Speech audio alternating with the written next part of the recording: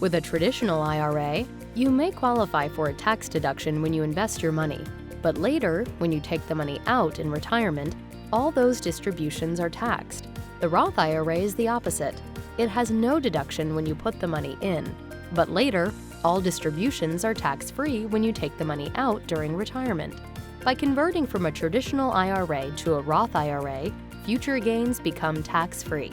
But when you convert funds from a traditional IRA to a Roth IRA, you must pay taxes on the converted amount that year. You can choose to convert all or just part of a traditional IRA to a Roth IRA. Timing should be based upon when you are in a lower tax bracket or have other offsetting deductions. We can help you gauge the costs and benefits of a Roth conversion in your situation. Beware of penalties if you may need to tap into your Roth IRA funds in the next 5 years, and you are or will be younger than age 59 and a half when you need these funds. Give us a call today and we'll help you evaluate your options.